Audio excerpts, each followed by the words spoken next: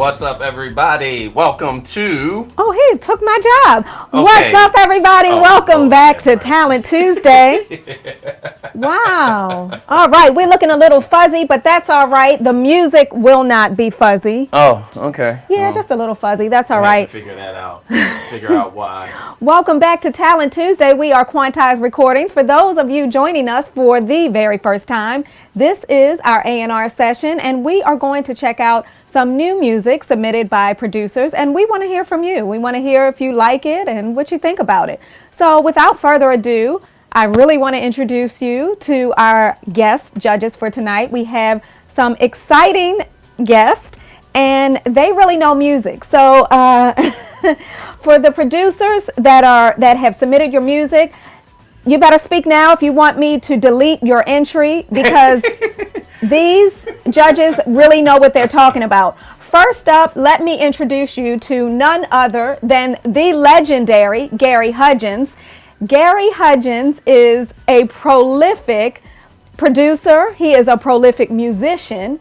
He formerly played with Parliament, Funkadelic. Yeah, right? That's enough to say. Because he did that for years. Because he did that for years. Years and years right? and years. So consummate professional. Yeah. And if you are familiar with DJ Spen, some of you might have heard of that guy.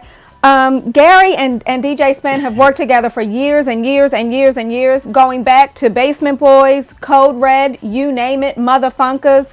Probably 70% of, about 70% Easily. Could be more of DJ Spen's work has been touched, blessed, refined, fixed sometimes.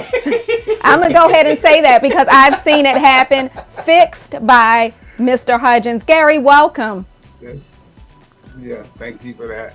Thank you. I appreciate that. It's good to be here. It's my pleasure. I know I tried to get here a couple of times before, but I'm here now.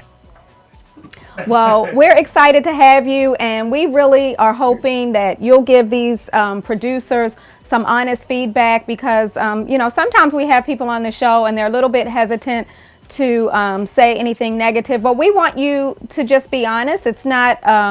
He'll have no problem. Yeah, with that. I know. But we really want to tell people, how to make it better if you have suggestions. And so we're excited to have you on and can't wait for you to hear the music that we have for tonight. I can't wait to hear it. It's nice to be among other illustrious producers and people in the music business. It's my pleasure. There he goes using big words like illustrious. Well, speaking of other illustrious producers, some of you, maybe a lot of you, should be familiar with our next guest. He is none other than Grammy Award-winning Eddie Amador. Eddie, welcome. Yes. Oh, hello. Eddie. Hey. No. I am honored to be here because really, without you gentlemen, you legends, I would not be here. No way. You said Code Red. I remember Code Red too, man. I forgot for a minute. I know. Oh my God, Gary. Oh man, Code Red. I know. I got the records right there in my stack. I got all that stuff. I got your catalog. Without that catalog, that was my food. That was my collard greens. I'm Mexican. We eat beans and rice here in LA. But I'm eating collard greens. I'm like, oh man, all right. I like this. Butter it up. No, that's all you gentlemen. So I am honored to be here. I really don't know what I'm going to say tonight, if anything, because whatever you guys say, I'll shut up. Oh, no. I'm sure you'll have enough to say. The producers want to hear from all of you. They want your feedback. They want your guidance. I will do what I know coming out of LA. Right. The other side. Like I told Spen, That's all right. That's all right. So, right. This is a unique opportunity for producers to get some professional feedback. So we're honored to have you on. And let's bring in the rest of our team. We have our head of A&R, Candice McKenzie, coming all the way from Margate, UK. What's up, Candice? Hey, Kelly, how you doing? Hi, everyone. Hey, good. How are you? All right. Thank you. And I believe we have fresh off the plane from Bermuda, Mr. Mike Freak was in Bermuda doing his Freaky thing. Mike. What's up, Mike Freak? Hello. Mike. Hello. How's everyone doing? Yes, all the right. legends in the house tonight. All the legends in the house. All right, you're in the we're forming you. You're in the making of legendary status. You're not doing too shabby yourself. With you got Crystal Waters. You got a lot of stuff going on. Yes, he We does. did a track with Eddie as well. So Yes, absolutely. Absolutely. All right, and we also have our head of social media, Renee Melendez, coming to us from Virginia. I almost said New Jersey, but by way of Virginia. What's up, Renee? Is she Hey guys, how on? you doing? I'm here. Can you hear me? Yes, Yes, we I can got hear you you. loud and clear. I'm still repping Jersey, You're still always repping Jersey. of course. Well, last but certainly not least, we have the man, the myth, and the legend coming right down the road from Baltimore. Our co-founder, producer, the legend, Tommy Davis. Tommy. Tommy. It's gonna be a great show. All right, Tommy, I'm hoping it's a great show, and I'm hoping the producers don't disappoint you tonight. We've got 7 tracks, Tommy, One of the producers got a little excited and submitted like 3 or 4, and I told him to just calm down. We'll get him next time, but we've got one of his tracks in. So I'm a little excited, and I'm hoping that that your ears are pleased tonight, and that we get some 9s and 10s. So DJ Spen, are you ready? I am ready. All right. Well, what's up, Facebook family? What's up, Twitch family? Mixcloud, and we may even be on YouTube. Right? Are we? Yeah, I don't know where we're streaming. Talk to we're our streaming. producer. That's our producer would know that. We're on YouTube. What's up, YouTube fam? Glad to have you all in the house tonight. Without further ado, let's check out our track number 1 for tonight on Talent Tuesday. It's called Out of Control.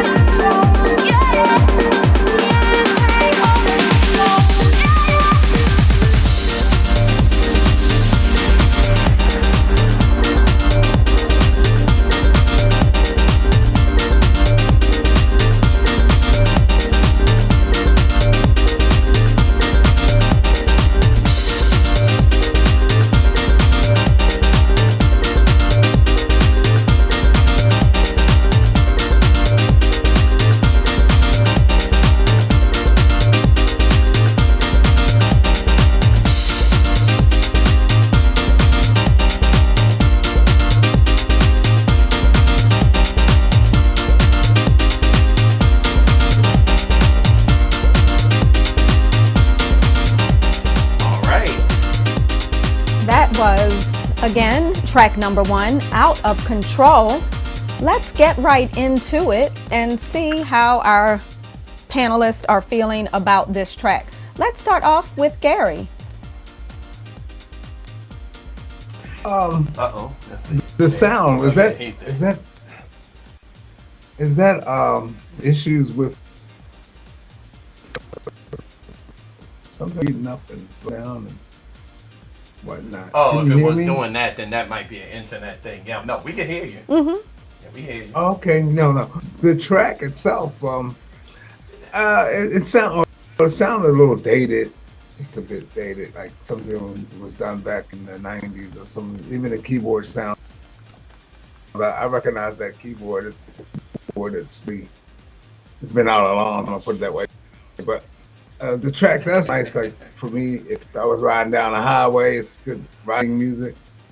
But I just think that it could be done over with some more updated sounds and try to fatten it up a little bit. That's just my opinion. Okay. All right. So if you had to give this a score from 1 to 10, Gary, what would you give this one? I would have to give it a 5 because I think it has great potential. I would like to hear them just go and recut the song again using some updated sounds. Okay. All right. Thank you for that. Let's check in with Eddie. Eddie, how are you feeling about track number 1? Oh boy, can you hear me? Yes, Yes, we can we hear can. you loud and Gotcha. clear. Coming to you loud and clear. All right. You know, it sounds very polished, very polished, but there's no attitude with it. I mean, I want to hear the vocals pop, and the keys. Yeah, maybe a different synthesizer. I mean, it's a typical pattern. Nothing wrong with that because, you know, it's very radio sounding, a little bit dated, but I mean, it would work. I mean, I could play it at a club. It would work. It would not be the standout track, but it would fit. So I just think just go get some Tabasco sauce on it, you know, and just, you know, maybe Yeah. pull out the keys and change your synth. I don't know, but it's got the potential. So I give it a you know, for whoever did it, for you know, I give him a 7 right now. Okay, because for the it can be something good, but needs work. All right. All right. All right. Let's check in with Tommy Davis. Tommy. It was dated. I mean, it kind of used to be on the Tallow House chords that, you know, actually Basement Boys actually kind of did those chords a lot too. But it's not for Quantize. We don't have that audience for the big room. And, you know, like what Eddie Well, was not for speaking that about. kind of big room, No, particularly. not for that kind of big room. We just can't have an audience for. We would love to. We would love to do that, but we just don't reach them. So, but the production sounded good. You know, it really did. It had a nice feel to it. The vocals was contemporary with, you know, with the sound that is now popular. But I would give it a 7 too. All right. A 7 from Mr. Davis. Let's check in with Candace McKenzie. Candace. Thank you so much. Yeah, I really like it. I wrote down that I thought it had great energy, got going straight away, got straight out the gates.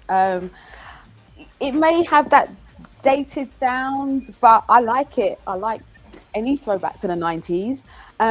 Perhaps a little bit repetitive, but I also like repetitive. So I actually really like the track. But I will give it a 7 as well. It could do with a little bit of work, but I think it's really good. It's got a lot of potential, and I really like it, and I'll give it a 7. Okay. Thank you. All right. Renee. I agree with Gary. It's a little dated, but there is definitely an audience for it. It reminds me of a little bit of a Marky Mark and the Funky Bunch type of Feel the Vibrations type sound. But again, definitely an audience for it. I would give it a 7. All right. Last but not least, let's check in with Mike Freak. So yeah, I like the track. I like the piano chords. It feels happy. It has a good feel to it. So yeah, it does not sound like a Quantize track, but at the same time, there's what Candace said. There's an audience for this one. I think I read someone like wrote down it has like that affected feel. Yeah, I saw that in chat. Yeah, which is great. You know, there's nothing wrong with that. I like the M1. Yeah, people are talking about that. It's the Korg M1. I think that has that. There's a plugin called Korg M1, so it has that 90s, you know, dance sound. But so I like it. All right. What score are you giving this one? This one, I'd probably give it 8. This one. I'm sorry. I'll give this one an 8. An 8. Okay. Yeah, pretty All good. right. So how was the Twitch family feeling think about it's- this one? I did not get the scores, but when I was checking it, it was like a 60% people liking it. Okay, not bad. Not Yeah, bad, especially for Twitch. You know, they can sometimes be pretty harsh critics, so not yeah. too bad. All right, well, that's not a bad start. Let's get into track number 2 called That House right here on Talent Tuesday. Wait, Yes. get- Kelly. Oh, you Who want to we hear missed? from Spen? I want to hear from you. Well, you know, you already know. When I listen to music, I'm You talking about listening weight. for 2 reasons. Can we sell it on Quantize? Because I have to think about the business, which I don't think it would do well on this label. And then I listen for personal, and it's not my type of track. From what I hear, the production doesn't. I mean, it sounds like something I would hear in the appropriate venue for this type of music. It doesn't sound too far off. So, I mean, I think it's decent. Again, not my kind of thing. And I more importantly, whether it's my kind of thing or not, because we do have a lot of things on Quantize that are not my kind of thing. But I don't think Quantize is the right home for this particular track. DJ Spen, do you have anything to add? Because we don't want people to say Spen 6. didn't listen. It's a 6. It's a 6. Straight out the gate, you I said like, 6. All right. I like the idea of it. I think that the sound choice could be much better. Given what I think it's trying to do, I don't necessarily believe it's trying to be an old school track. I think it's trying to be something new, given the type of arrangement that it was. So I'm thinking a revisit of the sounds. I do agree with Gary. A revisit to the sounds, and you may have something going on. Changing the sounds might actually help the creativity too, as far as the arrangement. So I give it a 6. All right. Well, over on Facebook, some of the folks are liking it. What's up, Katie Richardson? Dwayne Stanton Holmes. Okay, he's not feeling it too well. He said the 7 was a little bit generous, he thought. But, as we say all the time, music is very subjective, right? And so it's all about what each person likes. And we're going to roll on to the next track here. It is called That House. All right, let's see what it is. Is that it playing in the That is background? it. All That right, is let's check it out. Hello? Hey Nate, Yeah, what's up? this is Love Peace. This is not the spoken word that I'm doing to Fred Beats, but this is one that I wrote that I was going to share yesterday. Remember I told you about it with me? It's this one, so check it out. All right, cool.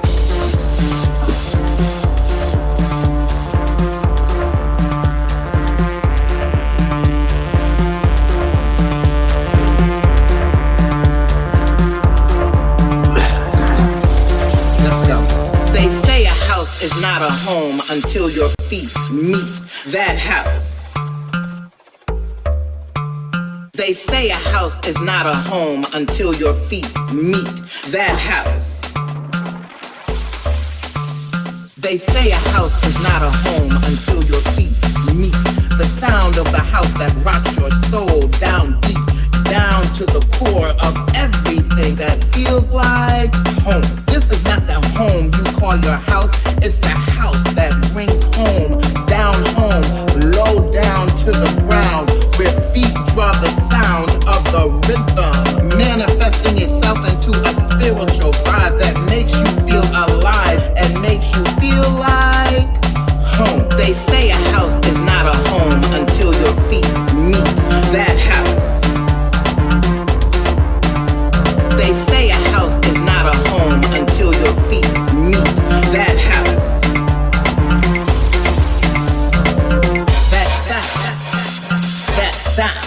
That sound that when you close your eyes makes you feel like you are dancing in the skies. The wind from beneath the soles of your feet stirring up peace, joy, gratitude for being able to be in that house. Music that makes you feel so free. That electricity is contagious, that you start to move with me without even knowing you are in that house. That house. Ooh, they say a house is not a home until your feet meet that house. They say a house is not a home until your feet meet that house. They say a house is not a home until your feet meet that house. They say a house is not a home until your feet meet that house. The music is more than a sound, it's the people it brings you around. I call it the vibe. It makes you go, ooh, it feels so good. Ah, now welcome to this house. They say a house is not a home until your feet meet that house. They say a house is not a home until your feet meet that house. They say a house is not a home until your feet meet that house.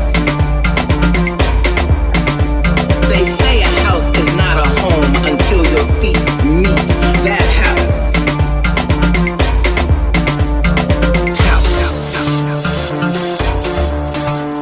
That house.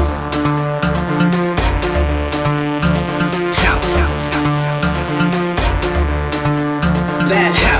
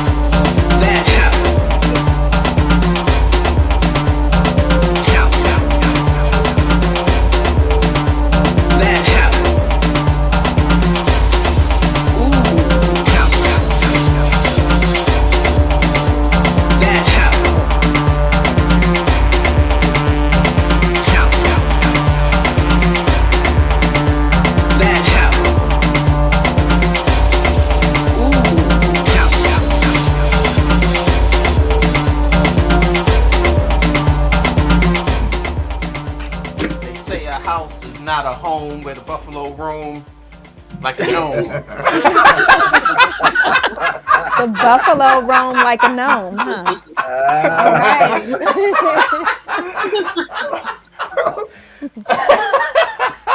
Gary knows that Spen is always making up silly rhymes. I'm sure Gary has experienced that many times.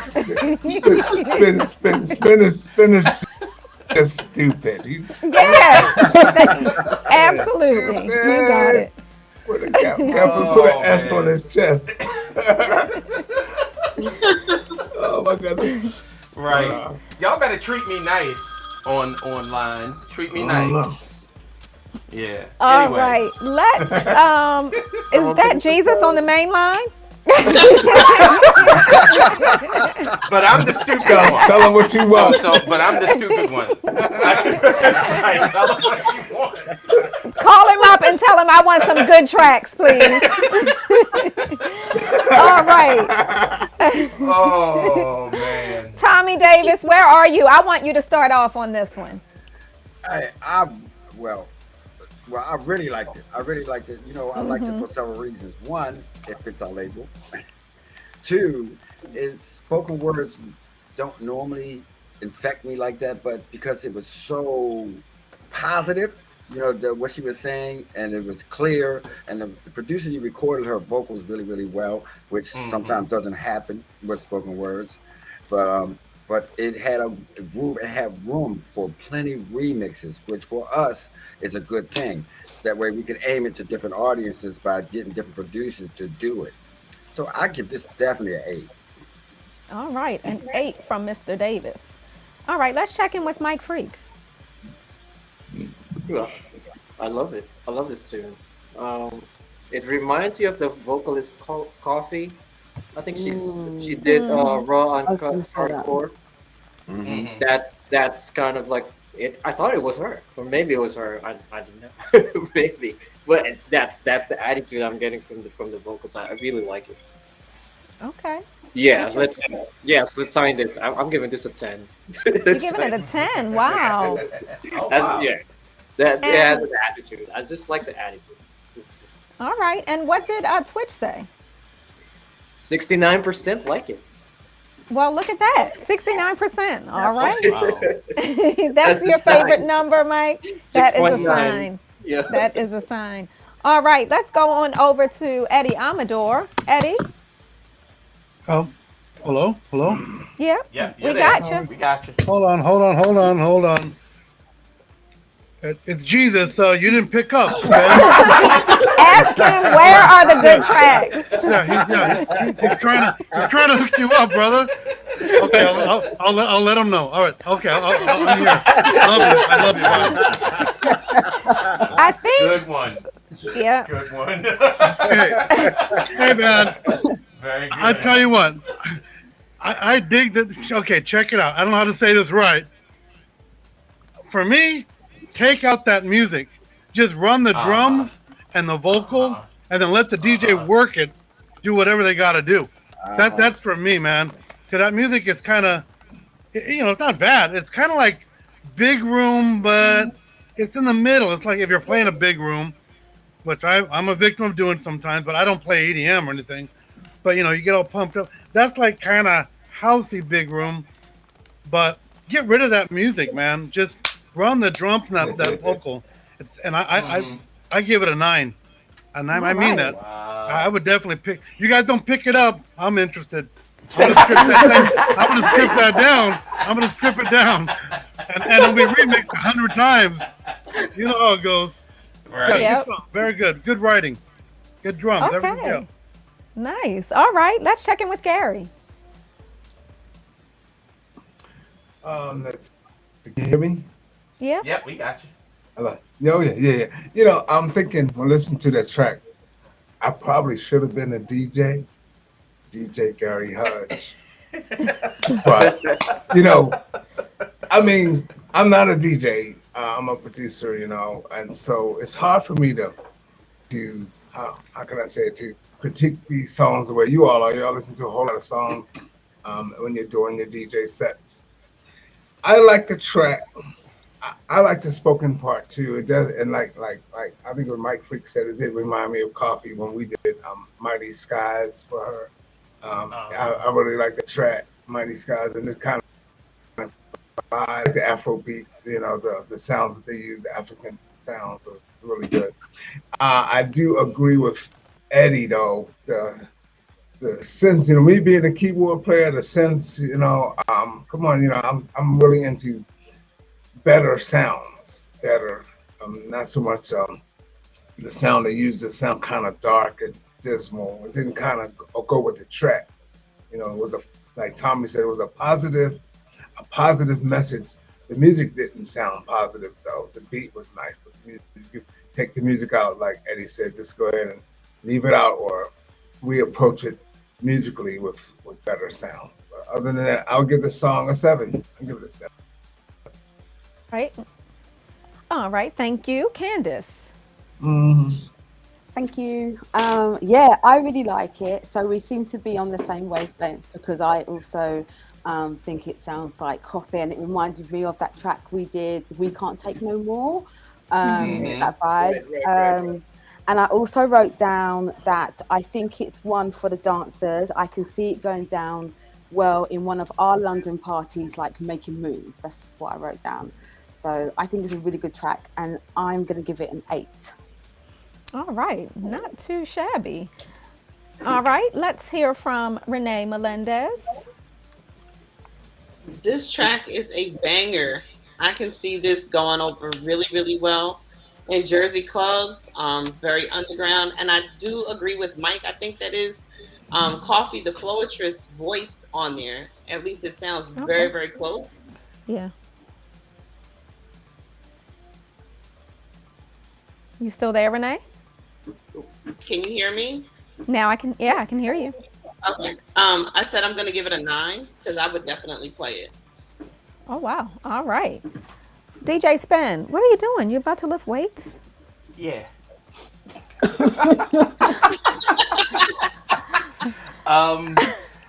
I like the track, but what I really like is the vocal. The vocal is sickening. It's very well done. I would even go as far as to say as I like the production, meaning that the elements are mixed well. At the very beginning, I couldn't hear what was going on with the kind of Yeah, what was that part? I don't know, kind of witty banner that was going on.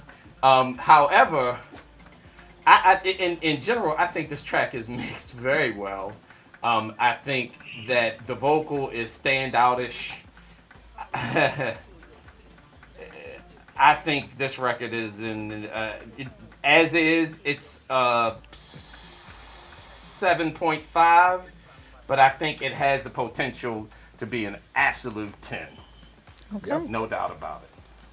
All right. And what did you think? Not bad, actually.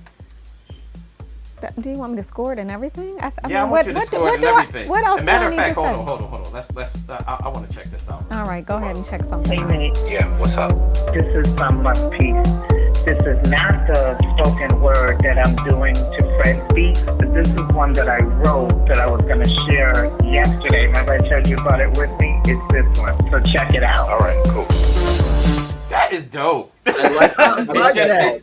I love it. It's just not turned up loud enough, as the rest of the track is. But I think it's brilliantly. It's a brilliant concept, and I think it has the potential of being an absolute 10. No doubt about it. I think Eddie's not getting this one. I think we should. I think we should go ahead. I think we can work with this one. Eddie made his name with "Not everyone understands house music." Don't get it twisted. Eddie will take this record and mash it to the floor. There will be nothing left if Eddie gets his hands. Matter of fact, Ed, we should probably get Ed to remix it. Maybe he'll consider Yep. that. We'll talk. We'll talk do to it. Ed about that. Yeah, we haven't had him on the label in a while. And also, maybe a lot of people don't know that Ed did that. You want to know what's wrong with some of us? That track, he did that too. I mean, Ed is I just throw the book at you because you just inspired so much house that it's ridiculous. So anyway, what are we doing next? All right, we've got everybody on that I'm seeing. Over Rico Flores says sign them. Katie Richardson says it's a great idea. So I think people are feeling this one. All right, so let's see. Now listen to this. This next track, I'm gonna speak directly to this producer. If you have they know us, but this is a gospel house track. Now you already know, sir or ma'am, that's my thing. So It better be smoky. I hope you don't embarrass yourself with this track, because I'm going to tell you if I don't like it, because you sent it in and said this is gospel house. So it's called Can't Tell It All. Let's check it out right now.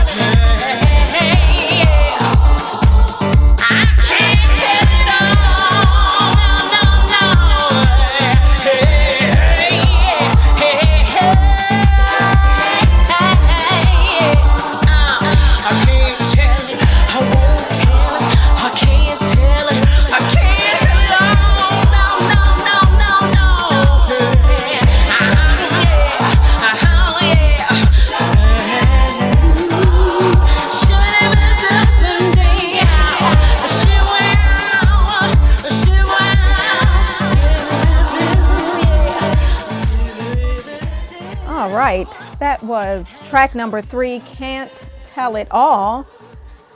I need to, let me start out with Miss Mackenzie here. Let me just, we're going. Oh, you're going straight for the jugular. Yeah, Candace and I going to talk about this one. Candace, yeah, I just want to hear what she has to say. I know. Oh, I know. And Facebook, y'all better stop making those angry faces before I ban you. Okay, go on, Candace. Let's hear how you're feeling about this gospel track. And one thing that I'll say, if you listen to the words, this is a true gospel track. Absolutely. I hate when people send us something and they say it's my interpretation. Child, you can't interpret. Gospel is gospel. It's about Jesus, okay? So this song is about God.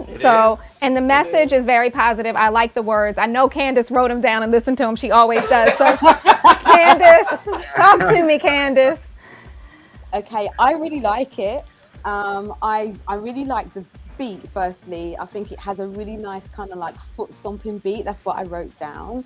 And I love the song as well. Kelly, you're right. Of course, I'm listening to the words there. I think it's a really, really nice song. Now, I'm not a producer, so I'm probably not going to explain this correctly, but I just feel like it needs to be mixed properly or something. It seems like the vocals doesn't blend in very well with the production. I think it's got so much great potential. I really, really like it. It's something that I would play on my radio show, but I do feel like it needs just a little bit of polishing. So polish it up, and then you've definitely got a winner. Yeah. Thank you so much. Yeah. So what number are you giving this one, Candace? I'm gonna give it a 7.5. Okay. So the thing I think about, the one thing, whether it's like a deep house gospel track, we can always sing to it. We can always, join in and sing, and it's a positive message. So the song has that to me, but I'm not sure about some parts of the vocals sounded, I don't know if it's pitch or key or whatever. I'm not a producer either, but I know I couldn't sing and stay with it. So that's a problem, because usually, you sing a song, you can kind of stay with it. And I felt like something like the background vocals were not laid right. They just sounded like they were slightly out of place. And I'm not a producer. I just, I live with one. Well, hand it over to Gary Hudgens. I live with one, but I'm a person who knows gospel house. So, that's pretty much all I listen to a lot. And so I like it. I think it has potential, but I do think there are some fixes that could be made to really help the song get to its full potential. And I want to hear what the judges have to say about, Eddie, I think you have to mute. And I want to hear what the judges have to say about the actual music. So I'll turn it over to, I'm going to give this one a 7.5 as well. And I'm going to turn it over to Gary Hudgens.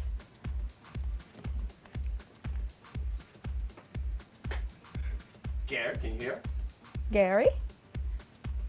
Uh-oh, maybe we lose him. Did we lose Gary? He's frozen. All right, let's jump over to Tommy, and then we'll come back to Gary. Tommy, talk to me about Can't Tell It All. Okay, I love gospel house. So I know that. There's two things. There's gospel in the vocals, and there's gospel in the music. And the music didn't make you. The music has to have a kind of uplift in it. The track is banging without the vocals, but it's still not gospel-y.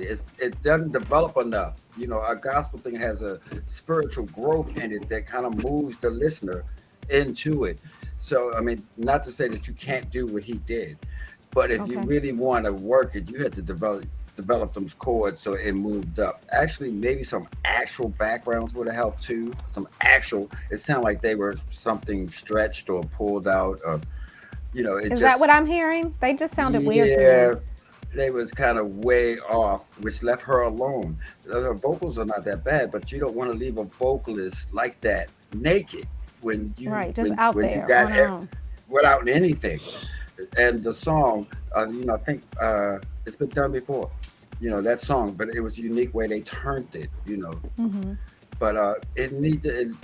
If we had it, we would definitely go to a Hudge or something like that and say, hey, make it make the church jump up and out of their Make the seats. church say amen. Right.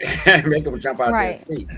Because Right. we're talking about in dance. And dance is a happy thing. It's a thing where you want to be uplifted. You wanna feel it. And when we finally get to this stage where we are now, where gospel house is being accepted in the clubs, then you have to be a little bit more on point with that energy. That energy has to hold it because not everyone really goes into it unless the music reflects that I like it no matter You're right, what. because everybody's not listening to it for the message. Everybody, Right. they want to dance.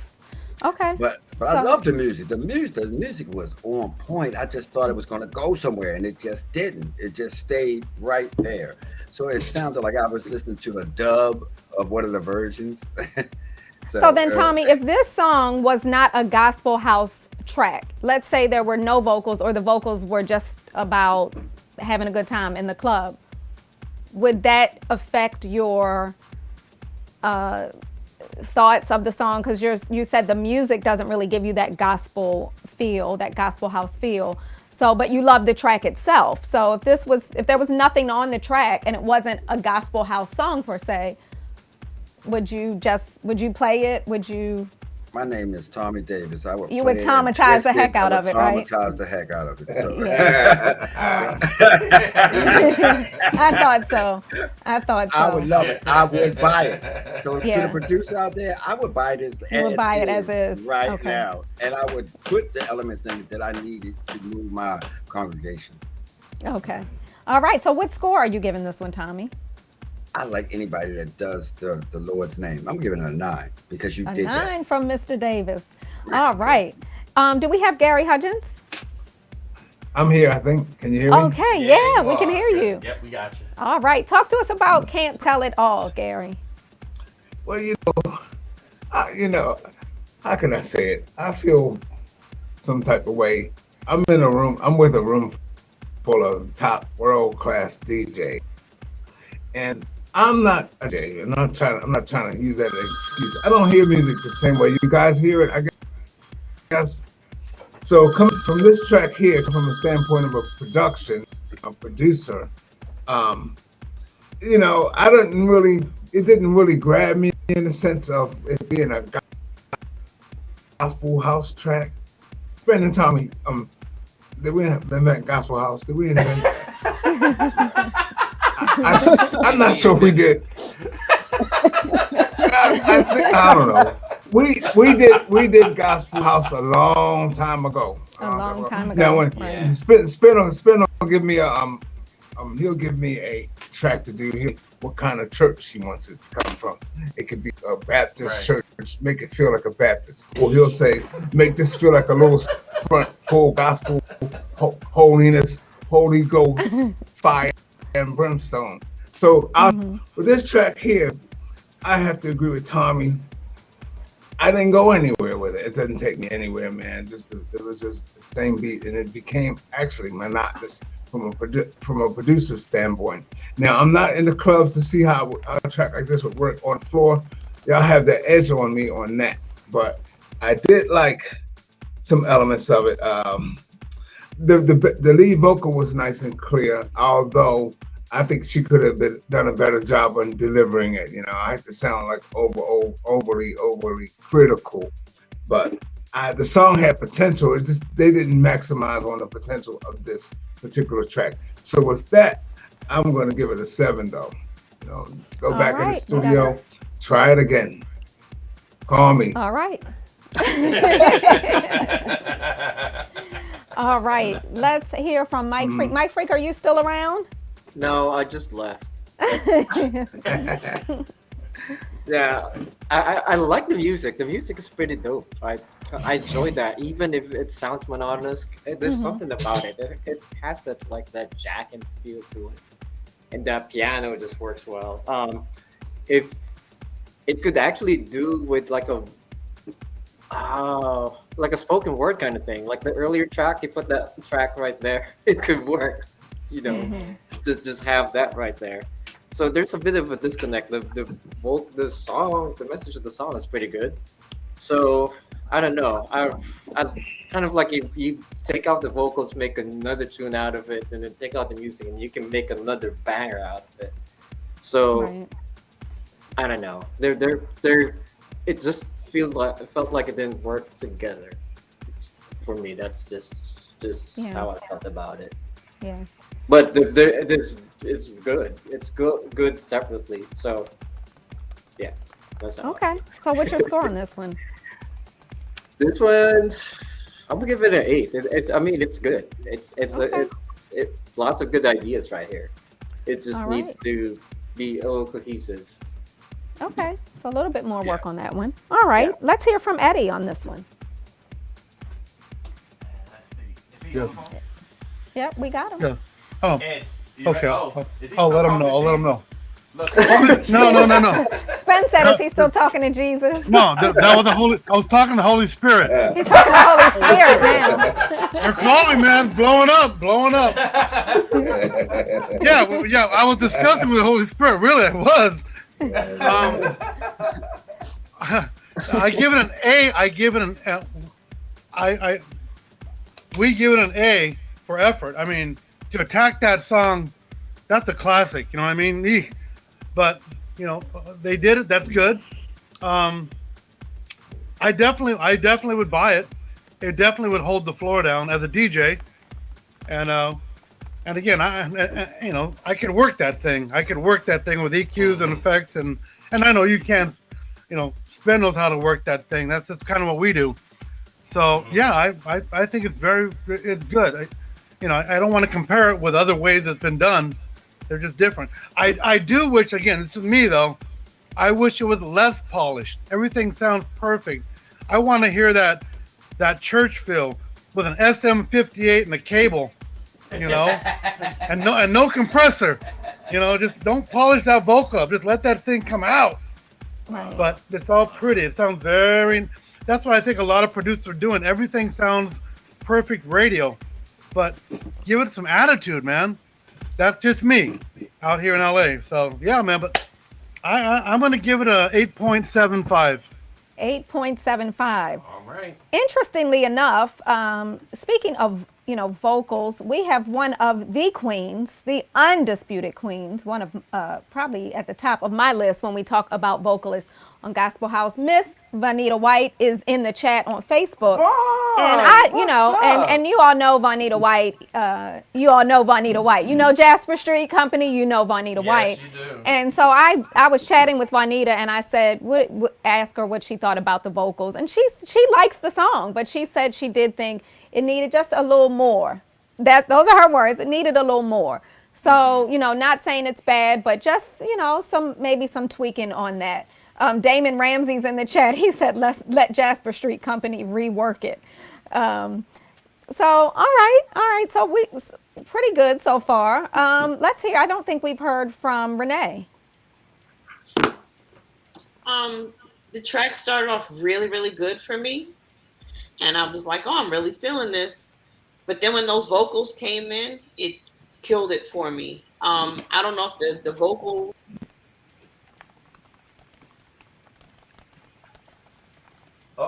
Did we lose I Renee? think we just lost her. She said vocal and then She said vocal, and then we lost her. Can you hear me now? Oh, yeah, we got you. Okay. So I don't know if she was out of key or what the deal was there, but once the vocals came in, it killed it for me. So I definitely would say another vocalist would do the song justice. So I am going to give it, as it is right now, a 6.5. All right, 6.5 from Renee. All right, DJ Spen, weigh in, Mr. Gospel House. I give it a 7. All right. Talk to us. I like the idea. It's what Eddie said with reference to attacking a song like that, and I mean that takes guts all off to itself. So I'm basing the 7 on the fact that it's not the most. It's not an easy thing to attack. They did something, because I think somebody, and Tommy will agree with me. I mean, and Eddie will definitely agree with me. Tony Humphries could get this track as is and play it till it just died, and people would want it. as it is, just like it is. So, I mean, I can sit here and I can definitely pick it apart. There are a lot of things.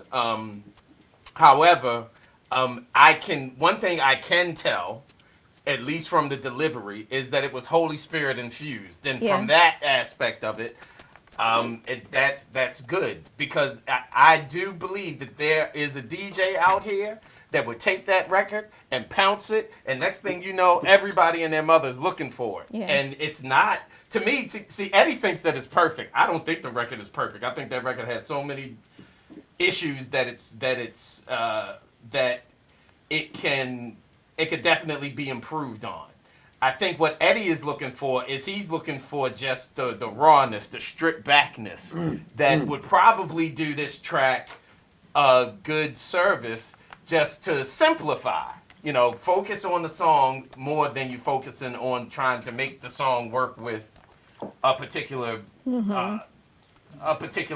style of music. And you know, and I honestly believe that the producer should be working with a musician, and that in itself would probably help them to work to get the vocals to mesh better with what's going on with the music. But I definitely give it a 7, because I think in its raw state, it could be played and somebody would make people run after that record. Yeah. For sure. Yeah. All right, Mike Freak, did you have a chance to check out the comments on Twitch? Mike's gone. Oh, Mike's gone to do his live stream. Yeah, he's All gonna right, go I will freak take out. over the poll. So then let's move on to track number 4, called Imagination.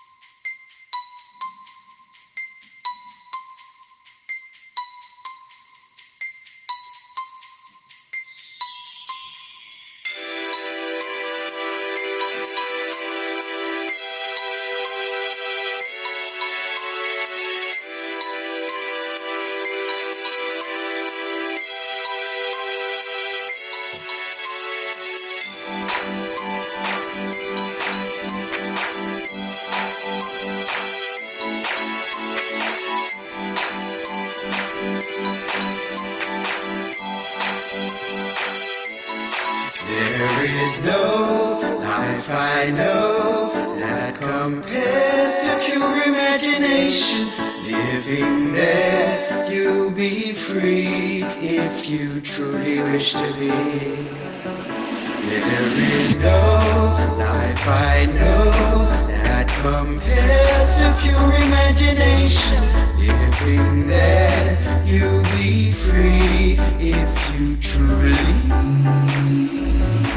wish to be.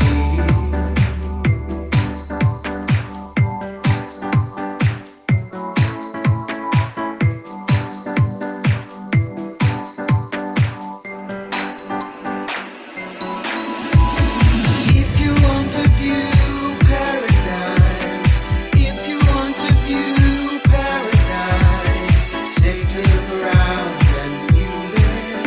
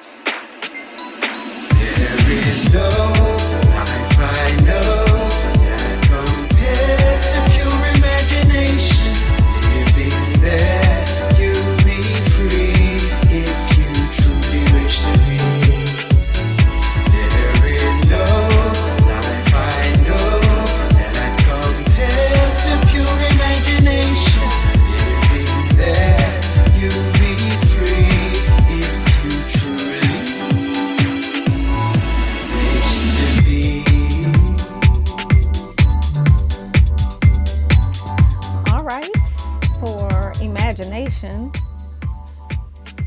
You know, I got excited when I heard that little bell. I said, What'd you think it was gonna be? I thought we Just were getting ready to go to imagination? Santa Claus. You know, I thought, you know, I'm ready for the Christmas times. 94% saying not so much over on Twitch. Some interesting comments on Facebook. Someone here is saying it's not, I'm sorry, I'm not even going to try to say your name. I like to say people's name correctly and I won't do it. But someone over on Facebook is saying not made for the dance floor. So I don't know. Let's hear from our judges on this one. All right, let's start off with Renee. Renee, let's hear from you on this. Nursery Rhymes or Mary Poppins, Willy Wonka. I'm not sure where it was. It sounded very, very familiar though. I wasn't really feeling this. The music was great, but I definitely don't think that those vocals went well with the song at all. So I would take the vocals completely off, maybe write something fresh or new with it and remix the. Okay. So what score are you giving this one? Who, me? No, not you. She's frozen again? Oh. Uh-oh. I don't know what's going on. We'll come back. What score? I think she's back. A 5. A 5. All right. Yes. I can depend on Renee to keep it real. Let's stick with the ladies. Candace McKenzie. Thank you so much. Well, I'm going to give the producer an A for effort because I think, like Renee said, it's a great track. It's put together very well, but I don't like the vocal. I don't like the song. Like, to be honest, I don't even really know the song. But and yeah, don't at me. But it's just definitely not for me. But the comment about not made for the dance floor, I think the way the music is, though, it's made for radio and not always. Maybe when people, I don't know if producers do this intentionally or not, but maybe not everything is just made for the dance floor. Maybe they're trying to make it for radio or trying to make it, like I always say it, get that licensing deal elsewhere, like make it for commercials. A commercial. Yeah, make it to be played in the shopping center. Yeah, this is an Old Navy track where they're throwing the ball and they're all wearing their matching Old Navy hats and their sweaters. That's right, it is. Yeah, and everything's 20% off. This is Is that like Gap? Yeah, it's like Gap. Okay, cool. Yeah, so definitely to be played in Gap or one of those stores. And like I said, A for effort, but really the vocals just not for me. But I'm gonna give it a 6 because I'm gonna say a good job, good effort. Okay, so we've got a 5 and a 6. That is that a metronome? What is that? That thing is just driving me crazy in the track, and it's just ding ding ding. Yeah, I can't stand it. Whatever it is, it's irritating. It's just a bell. That bell is irritating. But interestingly enough, that bell is what got me excited in the beginning because I thought it was a Christmas track until I realized where they were going with it. Okay. So, all right, let's hear from Gary Hudgens on this one. Gary, you around? Let's see. I'm a little confused with it. I'm gonna tell you, this is the first track that I heard tonight, though, that actually took me to a place. I actually closed my eyes and really tried to get into the concept. And one thing about me, I listen to the songs. I don't really hear exactly what they are doing so much as I hear what it should be doing. And this song, I think the concept is a great concept. It could go a lot of different places, like some of the other comments were, but I just think I don't hear it on a dance floor or anything like that. It took me to a place. It made me feel like spring or something. That makes a difference. That makes any sense. But I did like where they would get ready to go with it. Once again, the concept is there, but I just think I heard the song and take it to another level. It sounds like it's one of the earliest demo stages, and it could be a lot better than what it is. So I'm going to give it a 6.5. All right. Thank you for that. Mm-hmm. Let's hear from Eddie Amador.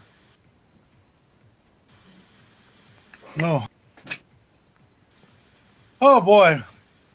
I didn't get a call on this one. No call on that. So I'm on my own here. Man, I agree with the ladies. I agree with the ladies. It would work at Old Navy, the Gap, but it's got to be 40% off. I'm sorry. I know the original. I watched Willy Wonka's Chocolate Factory many times. It's a beautiful song. The vocal just doesn't work with this everything else. I mean, if it was me, I would take the vocals and put that on a techno track or something weird, but not. The instrumental can fit. I can make that work on a dance floor, but that vocal just does for me. God bless the effort. I mean, really, I'm not putting it down, but it was hard to get through it. I mean, really, and I'm not like that. I'll sit back and listen, but I just couldn't mesh it. Yeah. But again, he's got kind of 2 tracks possible, or a big track for the Gap. I don't know, but I give it a 5.7. Okay. All right. Tommy Davis. Yeah. Candace, unmute me. You're unmuted. You are unmuted. We can hear you. No. All right. So listen, this is the second time this track came around. He went back and redid it. So he took some of the metronome things that any producer knows. That metronome, it sounds just like you're trying to clock the beat on it. So he redid it over again. I give him effort for doing that. He went back and redid it. One of the things I didn't like about it was the arrangement. If you're going to do a song that is kind of Willy Wonka or something like this, that's a great idea, because guess what? Things that's weird become #1 records. But the issue was it didn't convince the dance floor from the beginning. In house records or dance records, you need to convince it from the beginning before you bring them vocals and stuff in, because they already have to be in it, and then we could do everything. We've heard everything from Fred Sanford to DJ Spen singing about going home. So it doesn't make a difference. The track has to do it. So the arrangement was slow to get it up to the dance floor. But I heard the work he did. He did a lot of work. He put more soulful music in it and tried to structure it up. I would not say this would not work. I've seen records work that did not. You would never think they would ever work. Yeah, Tommy, to that point, DJ Ron Love on Twitch says the vocals were creepy, but it would be one of those hits that everybody hates. Like it becomes like that hit record, and you don't want to sing it, but you find yourself singing it. Oh my gosh, like follow me, yeah. Yes, we know you do not care for that record. Woo, but everybody and their mother loved that record. That's what right. Am I gonna tell you? So you never know. So that's my point. So if you really want to stick with this, just beef the music up without the vocals, leave the vocals out, beef the music up so that the music alone will make you like it. And then introduce the vocal and do some tricky stuff, because everybody's gonna go, it's the Chocolate Factory and that kind of thing. But if you tricked it up and it just, what I know, and it went off into some kind of grind, boom, people was with you. So you have to have a little bit more imagination to make it work. So I give you a 7 just because you came back. You redid, you took some of our advice and came back. All right. We haven't heard from Candace on this one, I don't think, we have we? Yeah, we did. Oh, we did. Who am I missing? Do I have everyone? You're missing Mike Freak. He's gone. He's gone. He's gone to go freak He's out. gone to go freak out on his live stream. All right. We're missing your opinion. Yeah. Come on, T. Come on. There's not much different that I can say. You all, everybody knows where I'm coming from. It's okay. I trust the professionals to say what could be done to make it better. I love Willy Wonka, so there's some things in my mind you don't mess with unless you're gonna really mess with it right. And I don't know. It's all right. I like the effort. It's not bad. And like Tommy says, to all the producers that send stuff in, or sometimes they send it directly to us and then they say, we're going to fix it before we put it on Talent Tuesday. And we appreciate that effort. And I respect that. I know having close up and personal experience with a producer, I know how personal, your music can be to you and how hard it is to get feedback.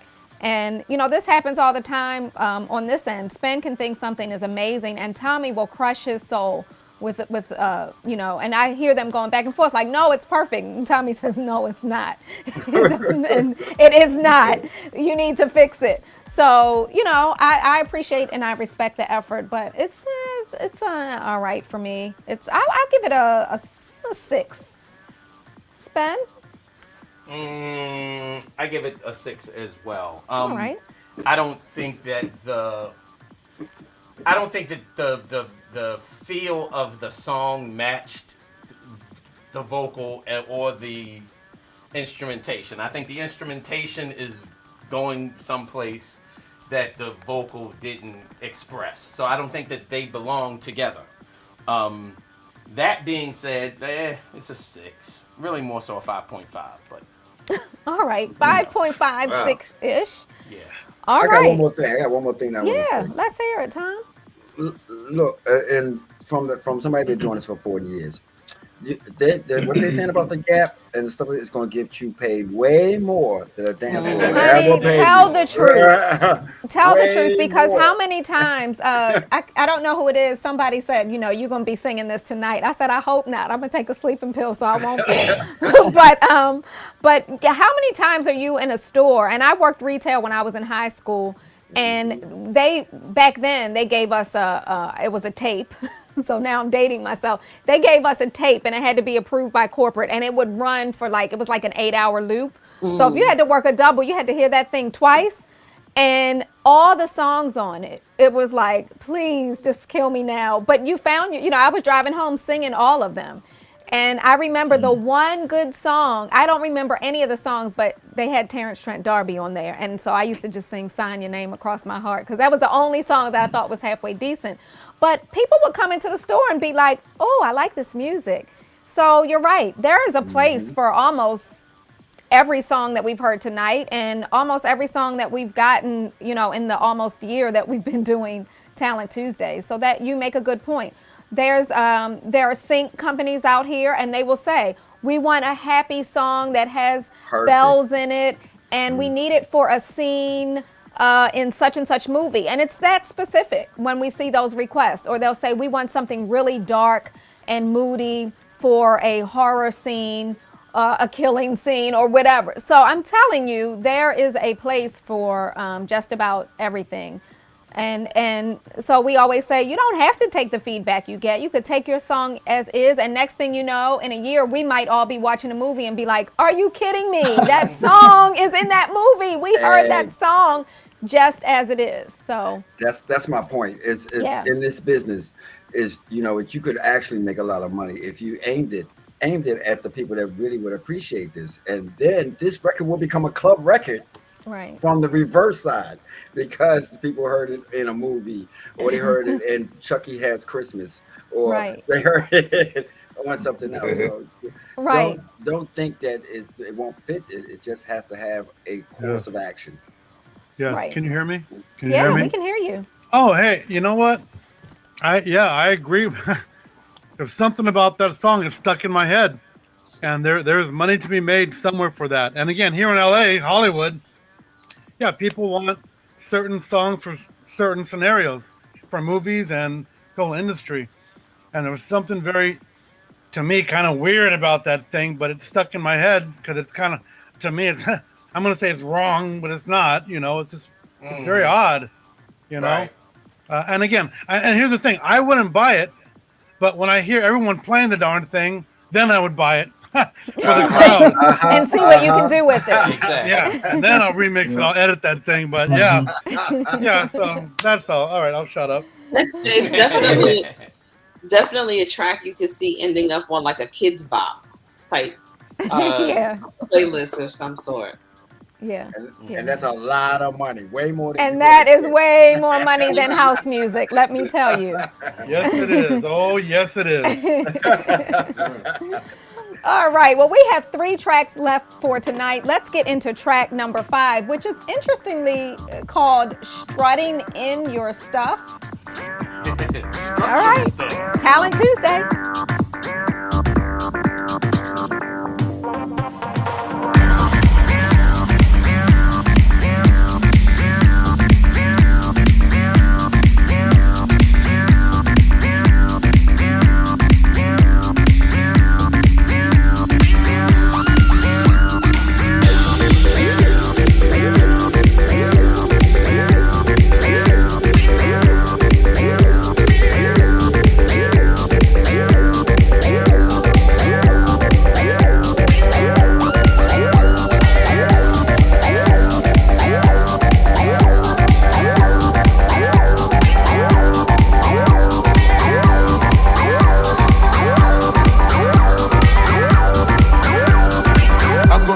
Something that makes you special.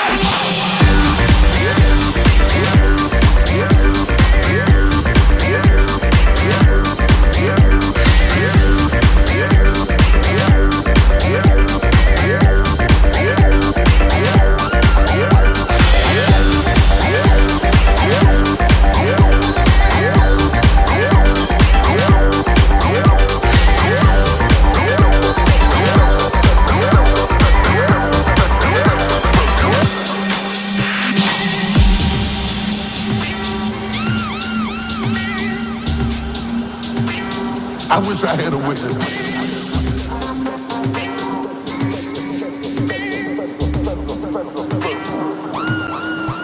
And you don't have to compare yourself with anybody else until you find out what he gave you and start strutting in your stuff. Right. You'll never realize that in spite of being loveless, you are powerful. That's all right. God, just open up your heart. God, just open up your business. God, just open up your mind. God, just open up your intelligence. God, just open up your life.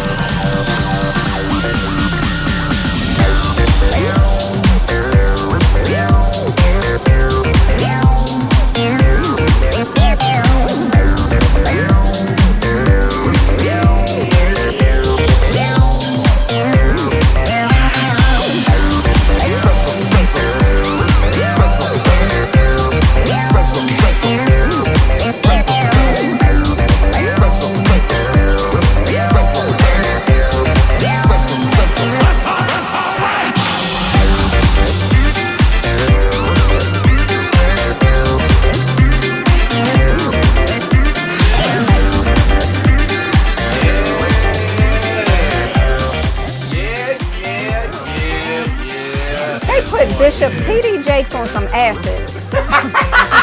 Acid music. Lord mercy. Yeah. Yes. Let me yes, see the name yes. of this producer right here. No, you didn't. No, he didn't. Put Bishop Jakes on there. Very interesting. Interesting. I Let must me say. start with you because people say interesting and it means a lot of different things. So talk to us. I DJ am Spen. totally blown away by the fact that he used what he used, how he used it, and turned an acid house track into like this inspirational thing. Is what he did. Were you inspired? At the very end there on the break, and I hate breaks like that in general. That's just me. But it was creative. I can't take away from the fact that the track was creative. For an acid house track, in my mind, it was well done. It's well produced. It didn't sound anything. Stuff didn't sound out of place. Not for me. I'm going to tell you right now. Not you. You won't hear DJ Spen necessarily going out and playing a record like this. But for what it is, I have to say it was. It's actually, for what it is, it's very well done within itself. So I give it a 7. So interestingly enough, Charles Dawkins is in the chat on Twitch, and Charles said, "Put a soulful vocal on it, and it's out of here." So yeah, could be. Okay. All right. Well, let's hear from everyone else. Tommy Davis.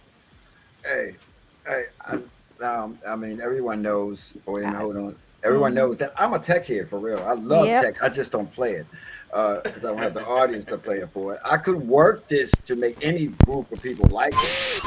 Ah!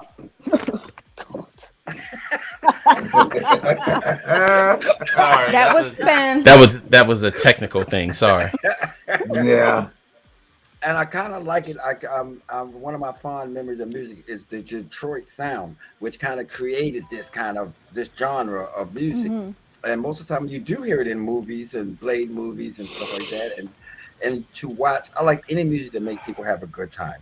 And this music, whenever you see people dancing to this kind of track, they are having a great time doing it. They're high. Great. Because what? I heard that. Well, no matter what, alcohol, drugs, whatever, the beat. So it's just not really for us. Unfortunately, Mike not here. Well, Mike would have a really great opinion of this track, and he's not here.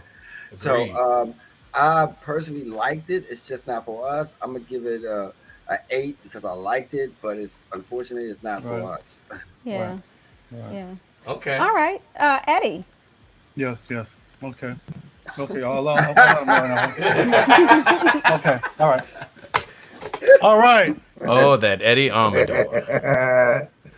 Won't he do it? Won't he do it? Yes, he will. Won't he do it? For such a time as this. And they had Bishop Jakes on there preaching. That's what I was like, I don't know. And then that breakdown, here comes Bishop TD, like, oh boy. And that pulled me in. It pulled me in because there are times when you're DJing out there, especially in Europe and the clubs I go to, when you got a DJ on, you come on at 3 o'clock, and the DJ before you sometimes is banging away, hitting it hard. And I got to come off that. That's a track I would play to come off that and then bring it down to what I want to do, smooth it out. But it's got its place in it's got its place in the house world or the techno world, the acid world. It can work.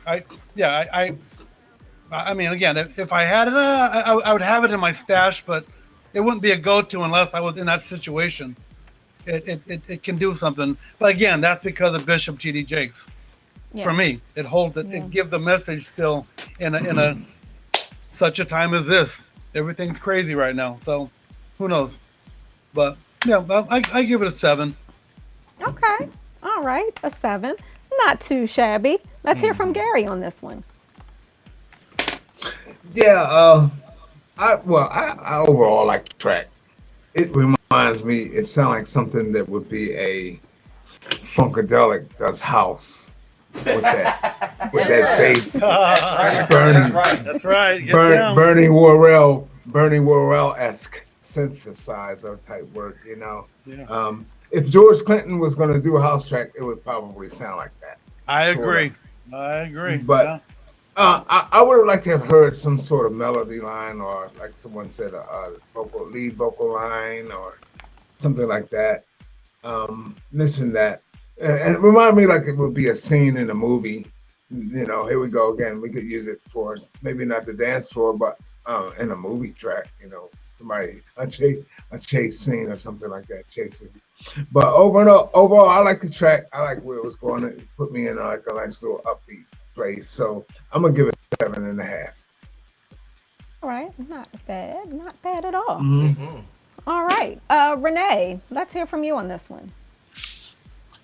Not my particular style, but definitely has a place. I could see a track like this being on Grand Theft Auto or Asphalt or some type of racing video game of some sort. Definitely kind of would get you in the mood of racing and playing a driving game. So definitely has a platform, just not here with us per se. But it's not bad at all. Just not meant for Quantize. So I actually am going to give it a 7 because it has potential, just not on our format. Okay. All right. Let's hear from Candace. Thank you. So in my younger years, I would have danced to this one in my younger years when I was a bit fitter. But I just wrote down, I mean, I really liked it. I know obviously we've established it's not for our label, but it's definitely for someone's label out there. And yeah, you know what? When that Bishop TD Jakes come in that genre, in that kind of mad dance floor, that could save someone. You just never know who needs to hear that message whilst being high or whatever they're doing. So I really like it, and I'm going to give them a 7. All right.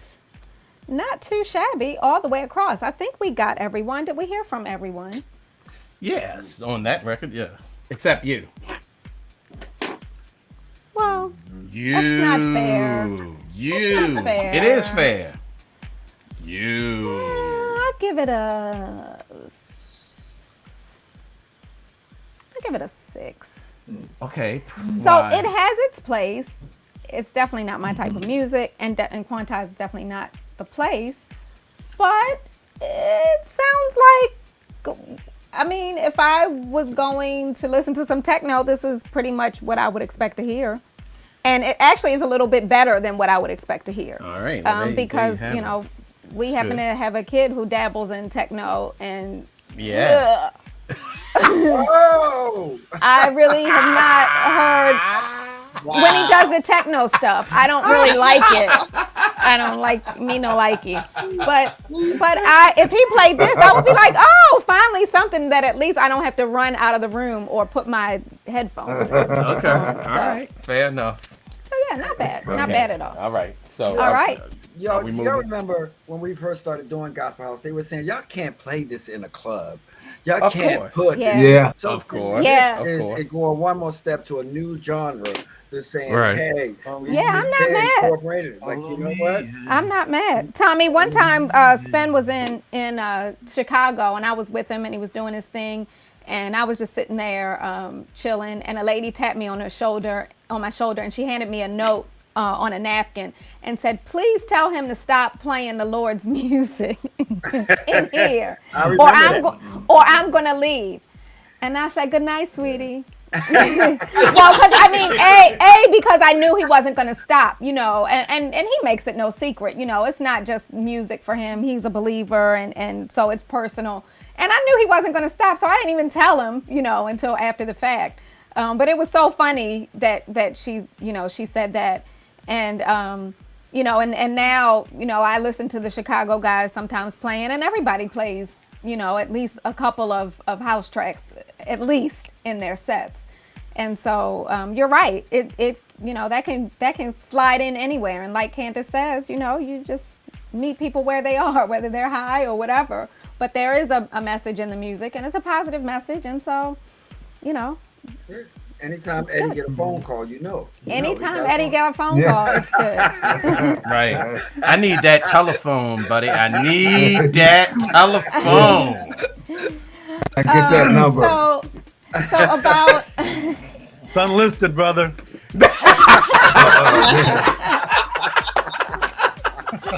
Oh man. Oh my goodness. Only here in the City of Angels, Los Angeles. Right. City of Angels. Yeah. But there's good and bad here. It's still a spiritual warfare out here. You know that. In the heavenly. Yeah. I know. Oh, man. Yeah. Cool. Thank you for letting me be here. Okay, what's next? I'm telling you, Hey, is he calling you? He said he loved me. Oh man. Come on, man. This is not we talking disciple stuff now, Paul, John. Bye. All right, we've got two more songs.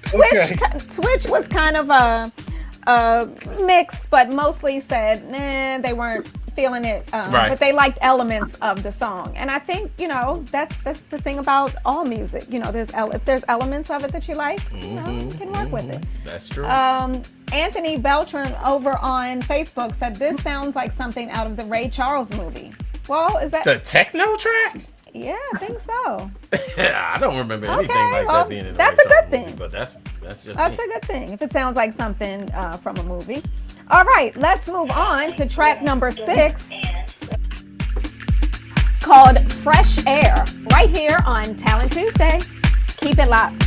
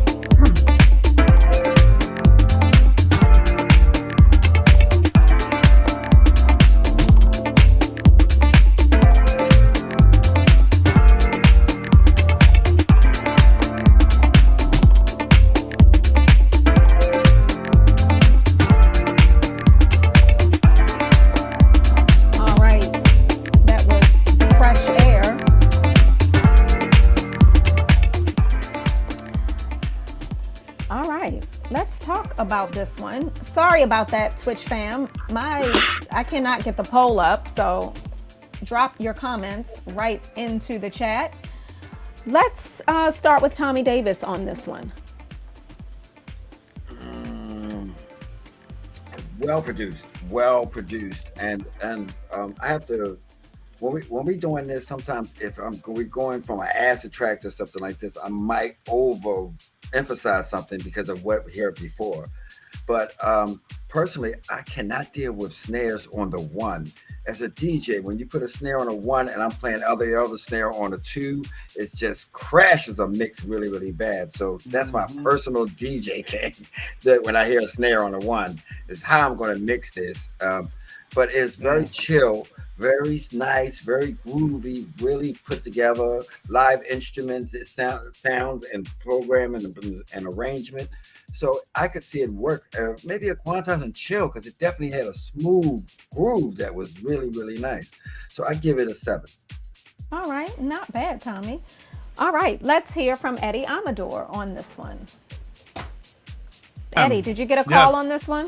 I'm right here. No, I didn't get a call. I think he's trying to call someone there, but lines are busy. Lines are busy. I'll tell you what, but I only get them when I speak in tongues to get them. I can't speak the word. But he comes through. Okay, that song, yeah, I agree with Tommy. Man, everything he said right, because yeah, I remember in the record stores I'd be hearing all these records, and sometimes I would buy $100 of records because they were all relatively good or better, but they really weren't good. You know, you get your mind kind of twisted based on what you just heard. And yeah, the snare belongs to 2 and 4. Besides that, it's a really good track. I mean, in terms of it belongs on the Cadillac commercial, or definitely the W Hotel or the London in the elevator. It's just very smooth, just nice and neutral, and just you feel nice. Or if you're if you're the opening DJ, one of your first tracks you play when no one's really there yet, just kind of setting the mood. It's a nice thing. Just that's all I got to say. But thank you. Okay. All right, what number are you giving this? I give it a 7.7. In the right market, in the right market, in the W Hotel, the London Hotel, in the elevator, in the cocktail bar. Good, Okay. Yeah, well produced. Thank you. All right, let's hear from Gary Hudgens. Yeah. Can you see this? You can read that. What is? Let's see. What Can does you read that it? say? I will Let's trust see. God in the process. Yeah. Okay. Can you read that? I just got to get that in there. Anyway, no, I like the track. I like the track. This track could get me from Baltimore down to Richmond, Virginia. It could get me down there. I could see myself bobbing my head, riding down I-95 and just really grooving to that type of fresh air. It does feel like fresh air, it's kind of repetitious, but I guess that's what seems like a lot of these new producers are into, repetitiveness. That's not really my thing. That's not where I'm coming from as a soulful house producer, but I get it though. I get it. And I'm learning, to like a lot of other types of music other than what I grew up listening to. So this song here, I'll give it an 8 because it did feel good. Took me to a place, and so I'll just give it an 8. There you go. Not too bad, thank you. All right, let's hear from Renee. I actually liked the track. The one thing that was a little bit off for me was the snaps, like the finger snap sound. That kind of threw me off a little bit. Otherwise, the track was pretty decent. So I would give it a 7.5. Okay, we got a theme going on here. Let's hear from Candace. Thank you so much. So I really liked it. It reminded me of this track that actually Tommy put me on to, which I think it's called An Eclectic Lady. And it has this like repetitive deep house vibe. And I remember Tommy, what he did is he played it and he just looped it and out of the loop that he did, he created a track like the one we just heard, which is probably why I really, really like it. I mean, I really like this track. I wrote down that I like the way that it built up. I like the way like each layer was added. I like the vocals, but I didn't like the spoken vocals. I think it was Spanish, I'm not sure, but I wasn't keen on that, but I liked everything else. I can't sing, but when she did the ooh bits, like I like that. And I thought it was really nice. I actually wrote down that when those vocals came in, I actually thought it had like a really nice sexy vibe. Like I would definitely play it on, like it's something for in the car, like what Gary said. I wrote down in certain DJ sets. I'll even play it on my radio show. And yes, I know I played gospel, but it's one of those tunes that to go from one to the other or to break up my set, it's definitely something that I would play. And I really like it. And I'm going to give it an 8. Okay, nice. Thank you. All right, DJ Spen, talk to us about this track, Fresh Air. It's a 7.5. I like it. Nothing bad about it at all. I think maybe arrangement-wise, it could use some work. Okay.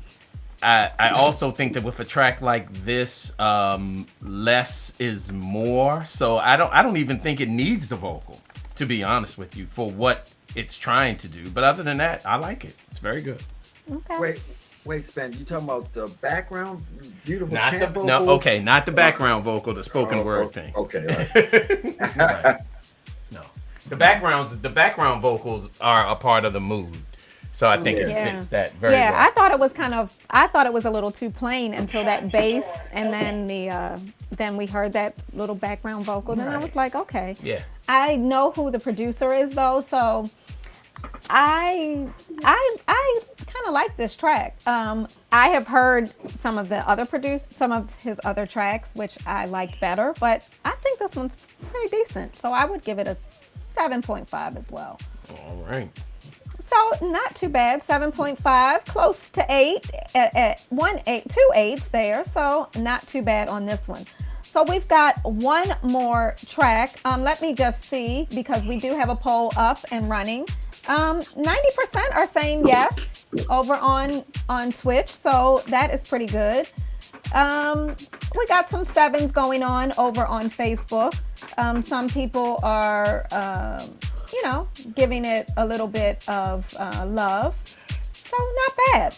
All right. Shout out to DJ Biscuit. DJ Biscuit. Bisquick. What's up, Baltimore baby? is in the house, and Biscuit will be with us on January 16th at the Unquantize Your Mind party as we roll into celebrating 10 years of Quantize recordings, starting in January and going probably almost all year, but we've got some really exciting events to announce. We've already announced Baltimore, and Quantize is teaming up with The Chosen Few yes. in Mexico for April. And we've got a couple more surprises that I can't speak on, but it's in the next couple of weeks we'll be announcing. Yeah, we'll be announcing quite a few things for our 10 years of being 10 years in this whole thing. Yeah. So All right. So let's see if this. Yes, Tommy. Nightbot is still promoting the October party. I cut him off. I cut him off. I saw that. That party was so good that Nightbot is still promoting the party. Yeah. Still promoting it. Still promoting. That's what's up. I like that. I cut him off, Tommy. Okay. All right. So this last track is interestingly enough called Lighthouse. I think it's a gospel house track. Oh, really? Yeah, this is the vocal dub, I believe. This might be one where I got several tracks and I just pulled the first thing, but I'm not sure.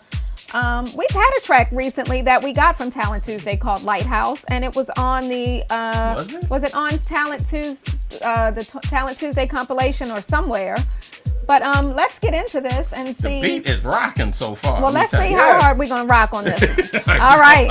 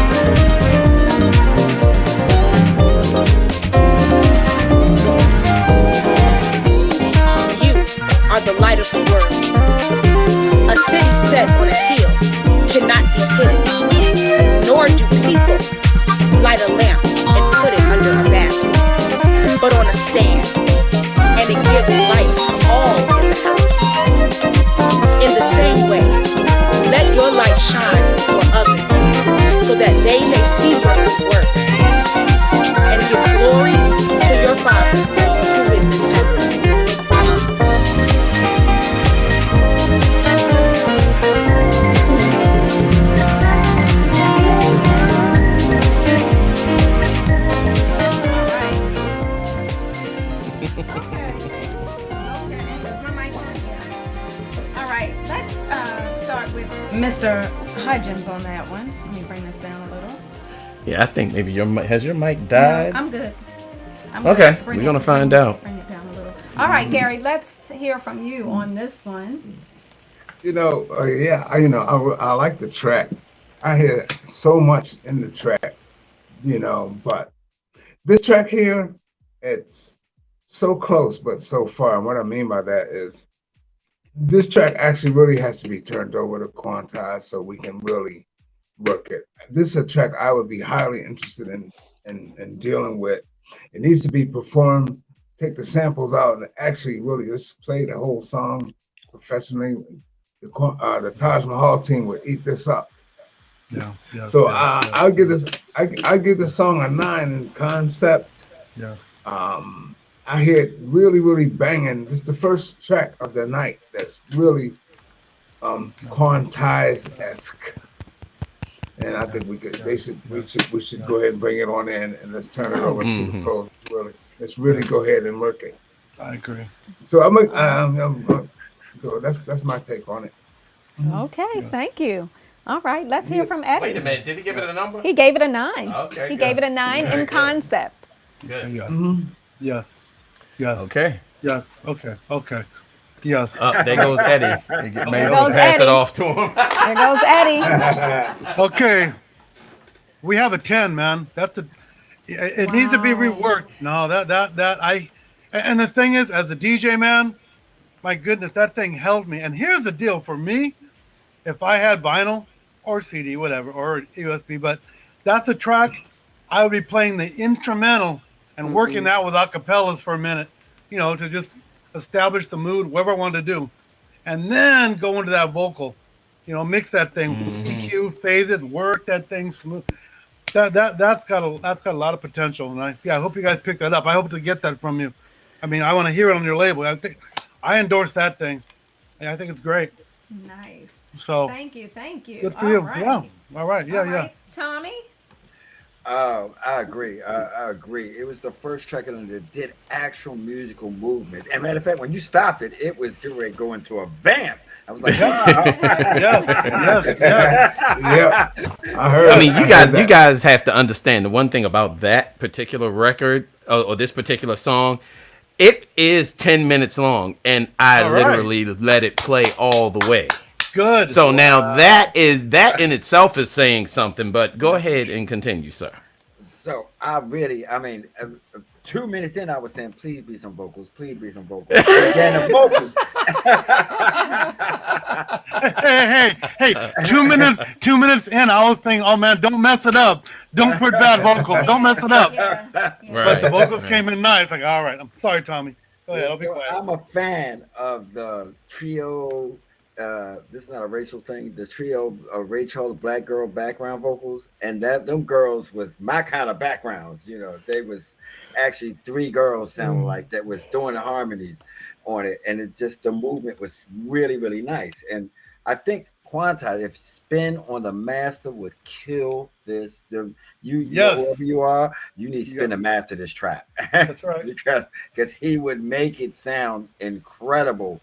That's his thing. He just has this thing. I don't do anything without him doing a master because it would sound like doo-doo if I didn't.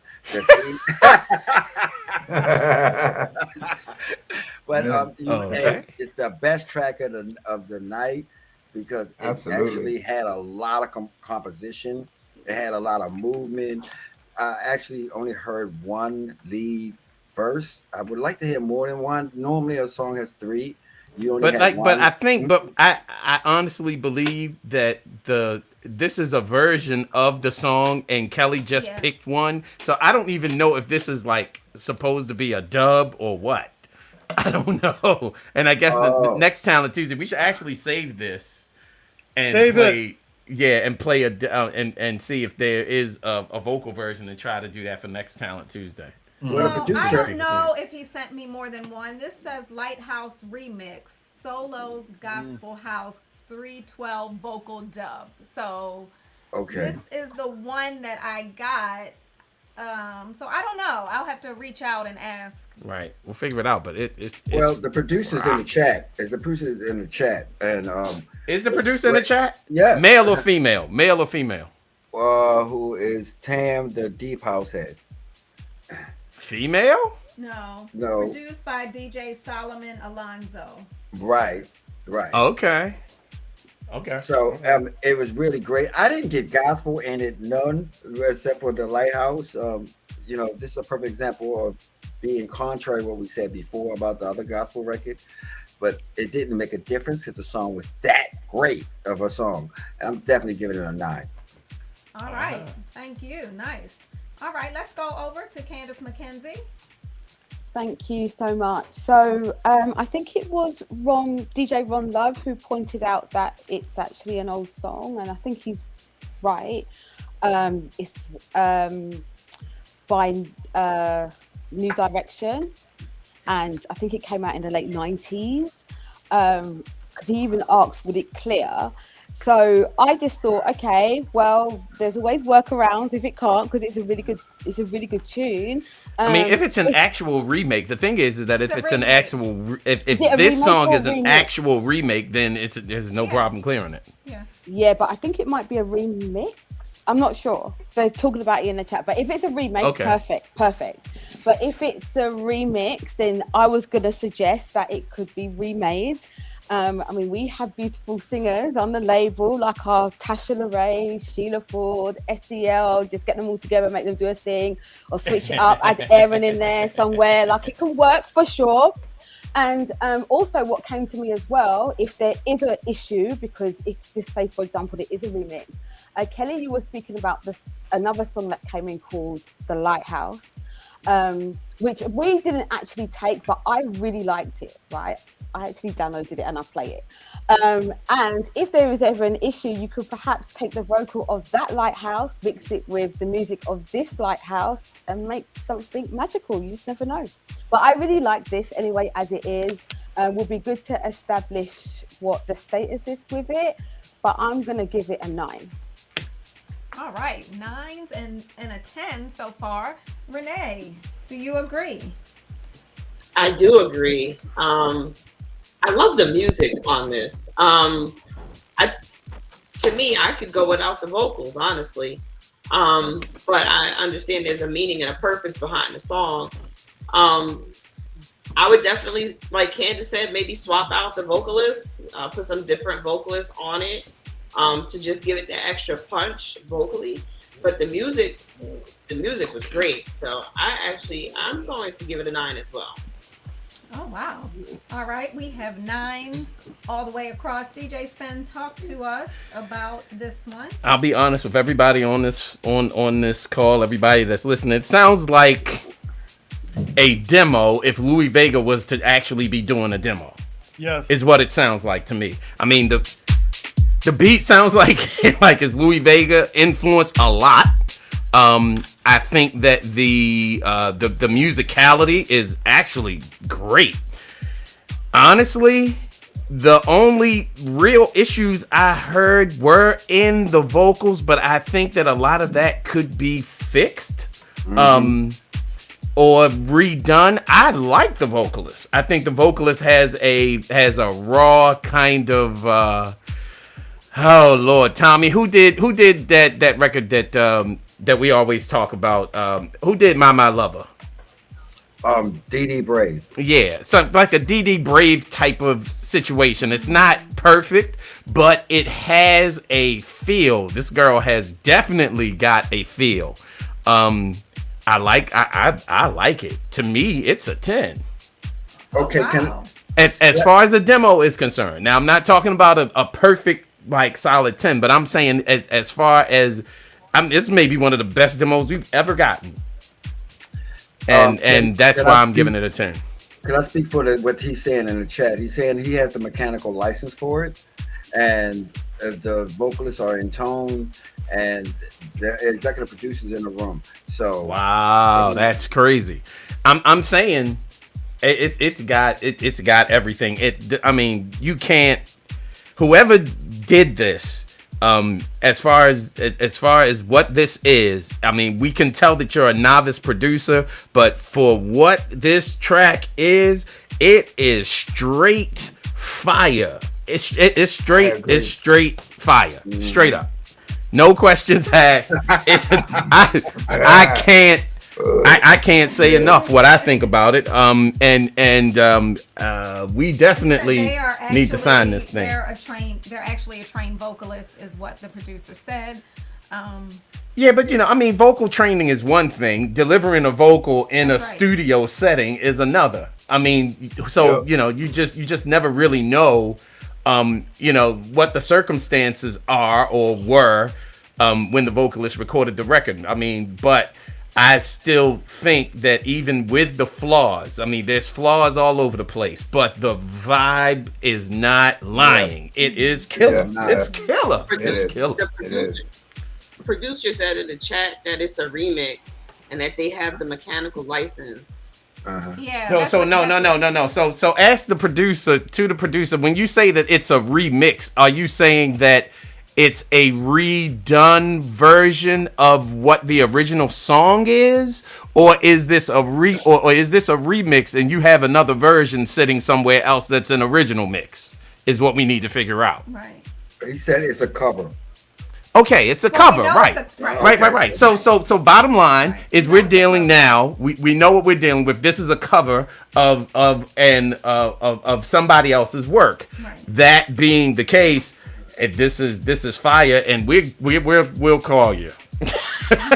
You will hear from us for sure. We'll call you. And for those that are like old school gospel heads, this is like goes way before 90s. You hear this same refrain in hymns, and then Blind Willie Johnson did one in like the 80s. Blind Willie Johnson. We need my glasses. The light from the lighthouse shine on Let the light from the lighthouse shine. I'm let it shine, shine. I'm all over this one. I did at a point I felt like the vocals were just a little off, but listen, in the church when Sister Mary sings, sometimes our girl is off. Yeah. But it's really the feeling of the song, and it's the musicians, the organ is behind her, the drums are going. Don't get it twisted. Sister Mary will start singing, and Gary Hutch had to find, where is Sister Mary at? What key is she? That's right. The producer said that because of COVID, they recorded in Wisconsin and it was mixed in Florida. Wow. Okay. All Well, right. and you know what? There's something that Gary can attest to. And sometimes when we do vocals, we do it to one track and a vocalist sing to it, and we always like to give it back to Hudge. That will kind of adjust the keys to go with the vocals. And in this situation, it sounds like that might have happened. It should could be. I just think that it's a straight case of having a seasoned producer come in and sort of just give direction almost to the whole thing. But like I said, man, that track is bad. It's really, really, really, really good. It's juvenile in its mixing and needs that sort of thing. But woo-wee, that's the goods right there. All right. Well, it got love on Twitch and it got love on Facebook. So this was a very nice way to end the night. Yes, it is. And actually, I want to play one more thing. Is Charles Dawkins still in the chat? I don't know. Probably. But let me just warn Facebook. Every time DJ Spen says he wants to play one more thing. No. This is not out. This is not out. Okay. This is not out. Okay. But this is the first time that I have personally worked with Charles on actually a remix. And I think I'm gonna let this play, and then we're gonna call it a night. But let's see what everybody thinks about this. All right, let's check it out.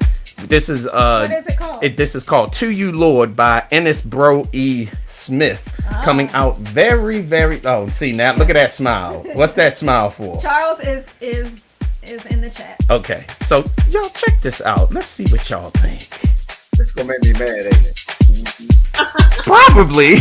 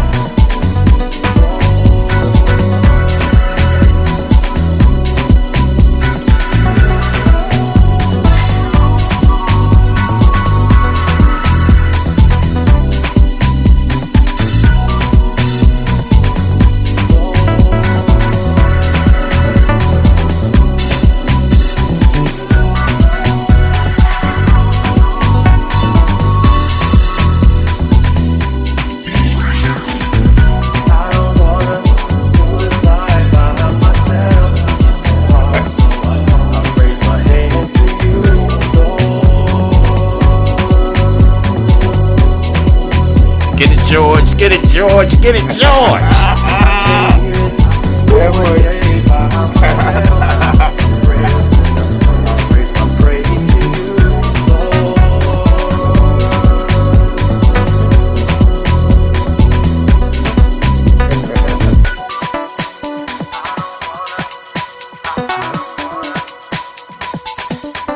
All right, I guess that's going to do it for Talent Tuesday this week. That is definitely going to do it for Talent Tuesday. Shout out, and much love. Thank you for joining us, Gary Hudgens. Thank you for joining Gary. us, Eddie Amador. We so appreciate you. Thank you. You're welcome. Can't wait to do it again. Hold on. Hey, the Lord says good night. Loves you all. He's got your number too. Don't think you're going anywhere. He's got your number. He's got our number. All right. He's got your number. All right. I'll talk to you later. Shout Thank you. out to all the producers who were brave enough to send in their music. Actually, I see a lot more producers have sent in some music. We will get you on for 2 weeks from now. DJ Sidney Perry, come on, you've had AMS. Sid Perry? You are beyond Talent Tuesday, sir. Don't even try it. But we see you, producers who are sending in music, and we will definitely get you on for next week's show. 2 weeks. I'm sorry. Right. 2 weeks from now. And who do we have in the next 2 weeks? I don't know. And is Lexi gone from the chat? Lexi's gone, but I think we're going to have a special one because that's going to be the one before Christmas. So we're going to have the chosen few DJs, Terry Hunter, Mike Dunn, Wayne Williams, and Alan. That's the 14th. Yeah. So that is going to be a mess. I probably will jump off the stream. It's going to be hardcore. It's going to be hardcore. All right. Well, looking forward to that one. So hope you all join us. Thank you to our co-founder, Tommy Davis, always for dropping the knowledge and for being here. We appreciate you. We truly do, bruh. Shout out to head of Tommy. Shout out to head of A&R, Miss Candace McKenzie, running things behind the scenes. Not only is she doing A&R and also, producing this show, giving her opinion as a panelist. She is and playing our records. So even if we don't sign your record, it's likely the Candace you might hear it on Candace McKenzie's radio show. Lord have mercy. We've already downloaded a couple of them. Yeah, I think review. I'll go off and do something else. Shout out to our head of social media, Renee Melendez. Thank you, Renee. Thank you so much for everything. All right, shout out to the Facebook fam, to the Twitch fam, the YouTube, and the Mixcloud fam. We appreciate you all for hanging in with us. And you know what? I just want to say, Gary Hudgens, seriously, I love you like a brother. Thank you for hanging out and doing this and sharing your knowledge with us.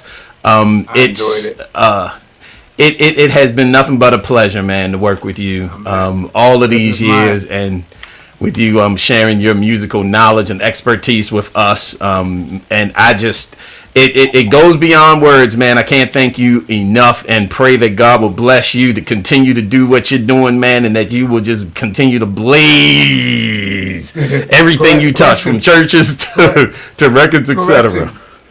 With you and Tommy, it's more like decades. We got to say decades. Yeah. Now. Yeah, I guess decades is the proper term. So it's my pleasure, being with the whole panel here. What a pleasure that is, Candace. And all right. And I hope you come back and join us. That's for sure. Hey, just ask. It's been a little busy the last few times, but it's slowing down now. So let's make it happen. All right.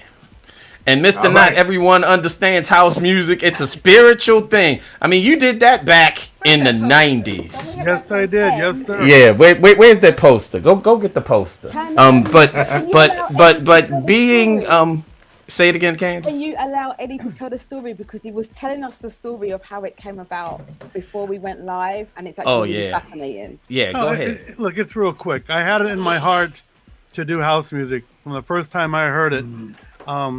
And that was in the early 90s, I'm a young kid, kind of. So I heard in the early 90s, and I left hip-hop and everything to get into house. And I moved. I was in Arizona. That's where I went to college and graduated mechanical engineering. But I moved to Hollywood to do house music. It was just the closest place to go. a big city. And I was working, I had an engineering job at part-time at the record store. I met a homeless man from DC. That's the vocalist. It's from DC. His name was Beat Street. I don't know where he is now. I don't know where he is now, but he'd come into the store and just listen to all the Philly sound, all these records. He got kicked out of the store, but he was very kind and patient. And you know, the owner would say, you go now, and he would leave. But he had a good voice, and I remember that's when I was just going to start to produce. I had my Emax sampler I just bought, 16 seconds of sampling. That's all I had, and a Mackie 1202, and I was like, anyways. So I heard his voice. I said, "Hey, man, and I just didn't know. You know, hey, I like your voice. I want to do a recording. Can you read?" I just said, "No." He's like, "Yeah, I can read, man." I said, "Okay, look, tomorrow come in. I'll be back here tomorrow. I only work 2 times of the week, and I'm gonna write something for you, and we'll record it somehow." Okay, he goes, "Okay, I'll come back." So he came over the next day, and he came over at the record store. Of course, the boss went to lunch. So I said, "Hey," and his name was Robert, Beat Street, Robert. I said, "Robert, dude, not dude, you know, hey, Robert, go in the, here, you got to go in the bathroom, sit down on the toilet. Here's my Sony Walkman with a Maxell 15-minute master cassette. You remember those?" I said, "Sit down and read this." And I wrote that at work because I wanted to introduce people to how we are made of spirit, body, and soul. We're 3 in 1. You know, made in His image, you know, as men. Man, so you preaching now. Oh, well, that's what I do. So that's why those words said that. You know what I mean? And I said, I'm going to introduce, and it was kind of a risk to say a spiritual thing back then, right up front. Know what I mean? I just laid it out there, like, all right. Anyway, so he went to the toilet. He said it. He said it real quick. Boss came back and said, "Come on, I got $20. Let's get some pizza." We went downstairs. We bought a pizza, and I said, "Take it home." You know, where do you live? "Oh, I live in a van."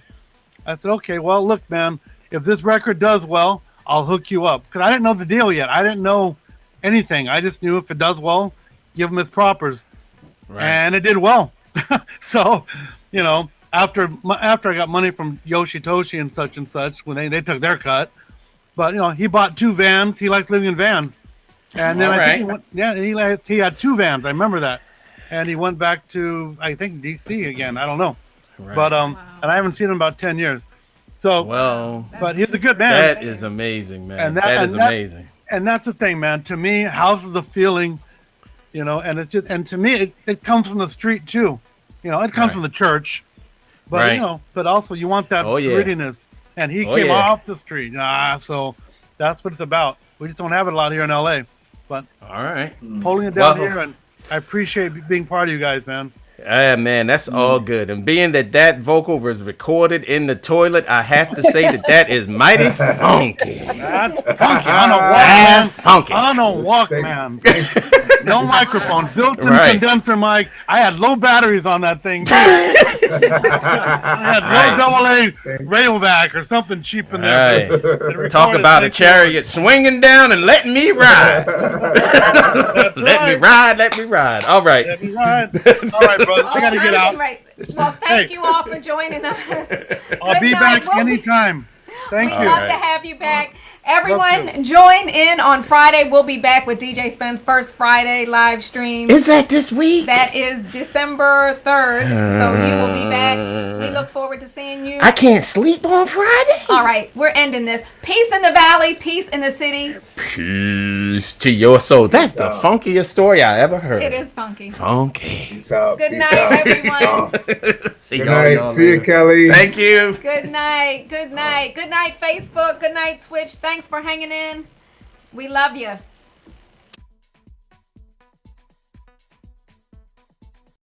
You're my darling, darling baby.